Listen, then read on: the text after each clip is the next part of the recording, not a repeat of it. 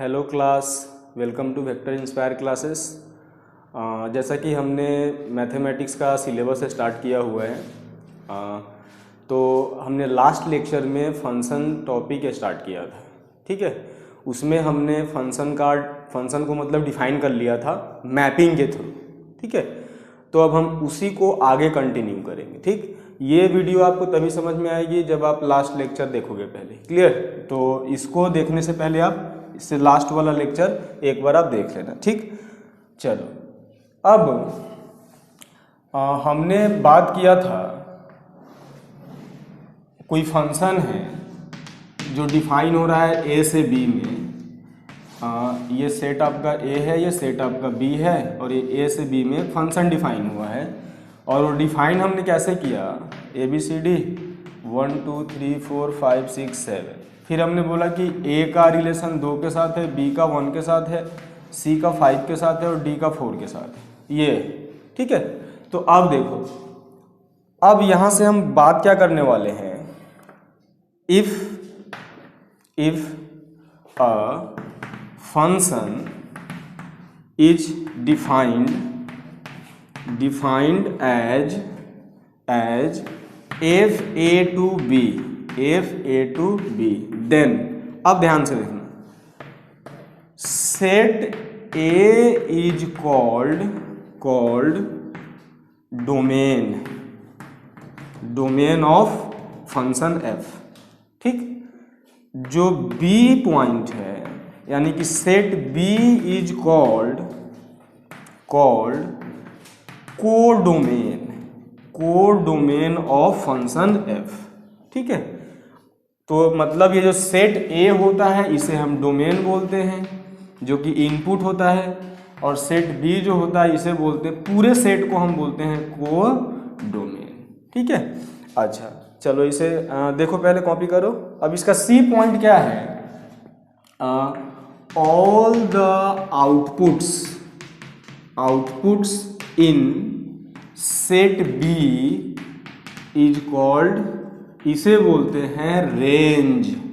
क्या बोलते हैं? रेंज। या दिख रहा, सेट B में आउटपुट कौन कौन सा है? 1 है, 2 है, 3 है और 5 है। पूरा सेट B मतलब 1 2 3 4 5 6 7 सब, पूरे सेट B को हम बोलेंगे कोडोमेन, जो हमने लिखा हुआ है। और जो आउटपुट आ रखा है, अब आउटपुट कौन सा है? A इनपुट से आउटपुट 2 है, B इनपुट से आउटपुट 1 है, C इनपुट से आउटपुट 5 है और D इनपुट से आउटपुट 3 है। तो आउटपुट यहाँ पे सिर्फ 1 2 3 और 5 है। तो 1 2 3 और 5 को हम बोलेंगे रेंज। क्लियर? मतलब सेट A जो होता है वो डोमेन होता है, B सेट जो होता है वो कोडोमेन होता है, और B में जो आपका आउटपुट आता है उसे हम क्या बोलते हैं? रेंज बोलते हैं। ठीक है, इसका जो D वाला पॉइंट है वो क्या है? जो आपका रेंज होता है, range is always subset of codomain. मतलब जो आपका जो रेंज होता है वो हमेशा कोडोमेन का सबसेट होता है, यानी कि रेंज हमेशा कोडोमेन से या तो छोटा होगा या बराबर होगा, इक्वल होगा। कभी भी रेंज कोडोमेन के बाहर नहीं आ सकता। यानी अगर मैं सिर्फ इसकी एग्जांपल की बात करूं तो इसमें कोडोमेन के अंदर 1 to 7 तक नेचुरल नंबर्स है, इसमें 8 तो है नहीं, तो इसका रेंज कभी भी 8 नहीं आ सकता है, क्योंकि 8 कोडोमेन के अंदर नहीं है। और रेंज जो होता है हमेशा क्या होता है? कोडोमेन के अंदर होता है। क्लियर? चलो आगे बात डिस्कस करते हैं थोड़ा सा। मतलब अगर मैं इस फंक्शन की बात करूं जो बोर्ड पे दिख रहा है, अगर हम इसकी बात करेंगे और आपसे कोई पूछता है कि बताओ इस फंक्शन का डोमेन क्या है, तो इस फंक्शन का जो डोमेन है वो सेट A है। और सेट A में क्या क्या है? A B C और D, यानी कि ये आपका हो गया डोमेन। अगर मैं बात करूं कि इस फंक्शन का कोडोमेन क्या है, तो सेट B है और उसमें है 1 2 3 4 5 6 और 7। ये इस फंक्शन का कोडोमेन है। बट अगर मैं रेंज की बात करूं तो रेंज क्या है इसमें? अब इसमें जो रेंज है, आउटपुट कौन कौन सा आ रखा? 1 2 3 और 5। ये क्लियर? तो ये है हमारा मतलब डोमेन किसको बोलते हैं, कोडोमेन किसे बोलते हैं और रेंज किसे बोलते हैं। अब डोमेन और रेंज का काम अभी खत्म नहीं हुआ भाई। डोमेन और रेंज पूरे चैप्टर में फंक्शन में हम यही तो पढ़ने वाले हैं, डोमेन के बारे में, रेंज के बारे में। डोमेन कैलकुलेट करेंगे, रेंज कैलकुलेट करेंगे, अलग अलग फंक्शंस का। क्लियर? तो चलो अब हम आगे बात करते हैं। ठीक, तो ये हमने बात किया डोमेन, कोडोमेन और रेंज होता क्या है। ठीक है, अब हम डिस्कस करने वाले हैं representation of function. Representation of function यानी कि फंक्शन को हम कैसे कैसे रिप्रेजेंट कर सकते हैं। क्लियर? तो फर्स्ट पॉइंट है आपका इन the form of mapping. Mapping देखो, दुनिया का कोई भी फंक्शन हो उसको आप तीन तरीके से रिप्रेजेंट कर सकते हो। पहला मैपिंग के फॉर्म में, दूसरा अलजेब्रा के फॉर्म में, और तीसरा होता है ग्राफ के फॉर्म में। ठीक है, कोई भी फंक्शन हो आप इस तीन तरीके से किसी भी फंक्शन को एक्सप्लेन कर सकते, रिप्रेजेंट कर सकते हो आप। क्लियर? तो मैपिंग के फॉर्म में हमने लास्ट लेक्चर में मैपिंग के फॉर्म में डिस्कशन किया था। ठीक है, तो मैपिंग के फॉर्म में ये है सिंपल सा फंक्शन है कोई f, let a function f a to b। ठीक है, कोई फंक्शन है आपका a से b में। अब फिर से वहीं हम मैपिंग की बात कर लेते हैं। चलो इसमें ले लिया मैंने p q r s t 1 2 3 4 5 6 7 8 ये लिखा हुआ है, और ये आपका सेट A है, ये सेट B है, और एक रिलेशन डिफाइन हुआ है। इसका एक रिलेशन डिफाइन किया हमने, ये एक रिलेशन है, ये इसके साथ, ये रिलेशन बोर्ड पे दिख रहा है। ठीक है, तो अब जरा बताओ इसका डोमेन बोलो। अब क्या बोलते हैं डोमेन किसको? सेट ए को बोलते हैं। सेट ए में क्या है? P Q R S T, P Q R S T, ये आपका डोमेन हो गया। कोडोमेन बोलो इस फंक्शन का, बोलो जल्दी बोलो। कोडोमेन क्या है? सेट बी पूरे का पूरा 1 2 3 4 5 6 7 और 8, ये इसका कोडोमेन हो गया। रेंज बता दो लगे हाथ फटाफट जल्दी। रेंज क्या होता है? जो आउटपुट होता है। तो आउटपुट में कौन है? 2 है, 3 है, 4 है और 6 है। 2 है, 3 है, 4 है और 6 है, तो ये इसका रेंज हो गया। अब इसी फंक्शन को हम कैसे लिखेंगे? देखो, तो ये फंक्शन है आपका ए से बी में। अब देखो इनपुट क्या है? p, तो p से आउटपुट क्या निकला? 3, तो इसे लिखेंगे p, 3। इनपुट क्या है? q से आउटपुट क्या निकला? 2, तो इसे लिखेंगे q, 2।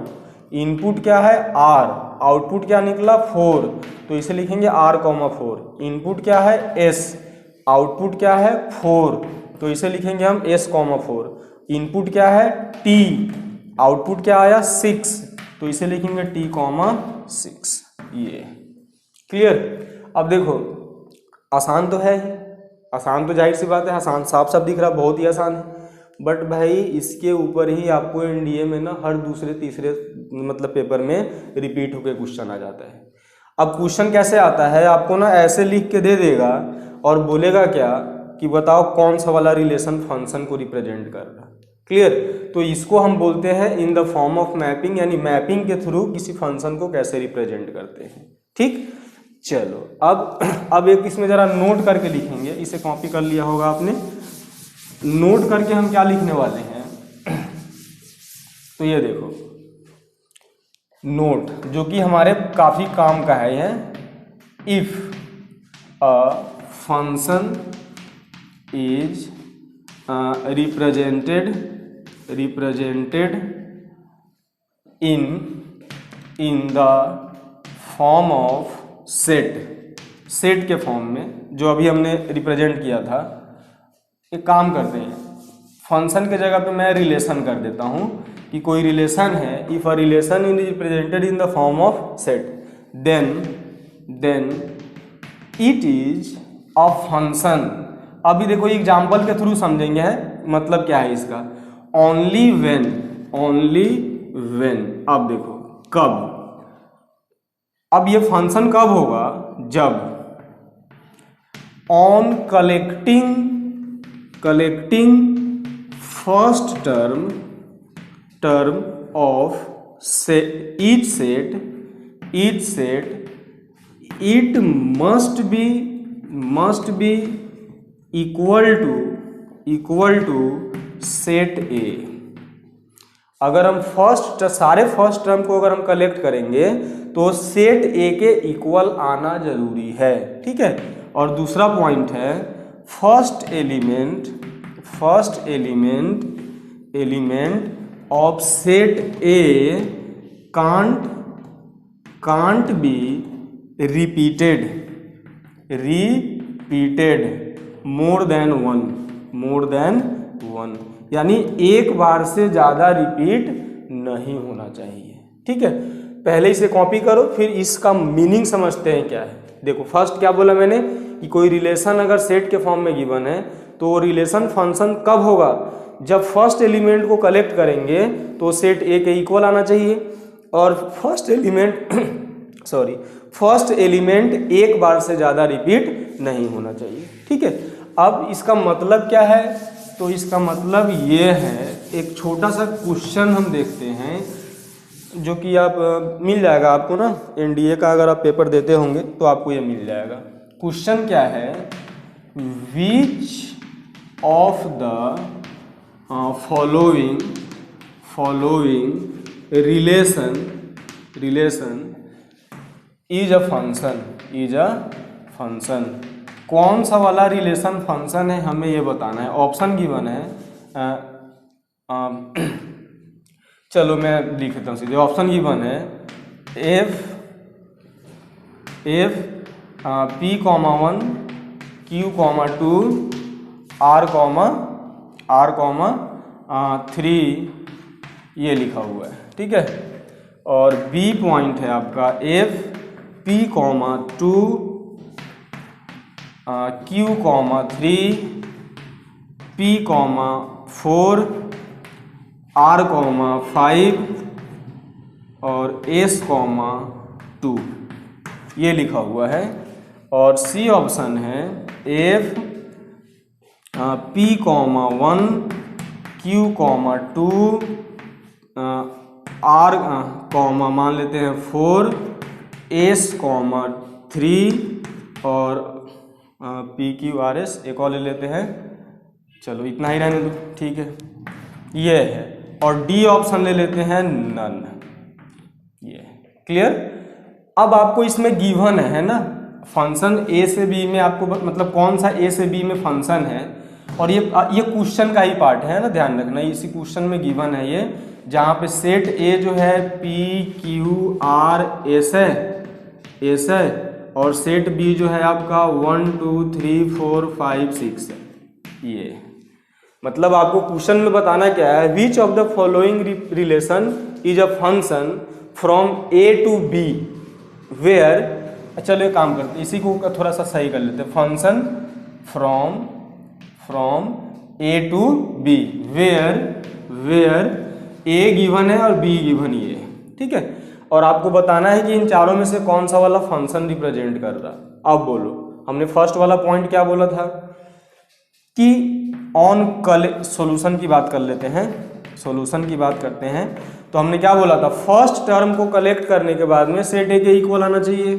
पहला टर्म कौन सा, इसका P है, इसका क्या है Q है, इसका क्या है R है। क्या सेट ए के इक्वल आया? नहीं। S है इसमें तो S है ही नहीं, तो इसका मतलब ये फंक्शन नहीं होगा, क्योंकि फर्स्ट एलिमेंट को कलेक्ट करने के बाद में सेट ए के इक्वल आना चाहिए, जो कि यहाँ पे नहीं आया, ठीक है। तो अब आगे चेक ही नहीं करना है, दूसरा चेक करो। अब सेकेंड ऑप्शन के लिए फर्स्ट एलिमेंट कलेक्ट करो, क्या है P है, इसका फर्स्ट है Q, इसका फर्स्ट है फिर से P, इसका फर्स्ट है R, इसका फर्स्ट है S। देखो अगर हम फर्स्ट एलिमेंट को कलेक्ट करेंगे तो सेट ए के बराबर आना चाहिए। देखो P यहाँ भी है, यहाँ भी है, Q यहाँ भी है, यहाँ भी है, R यहाँ भी है, यहाँ भी है, इक्वल तो आ रहा है भाई। बट दूसरा पॉइंट क्या लिखा था, first element can't be repeated more than one, एक बार से ज्यादा नहीं आना चाहिए। बट यहाँ कितनी बार आ गया, 2 बार आ गया, इसका मतलब ये भी फंक्शन नहीं होगा। क्लियर।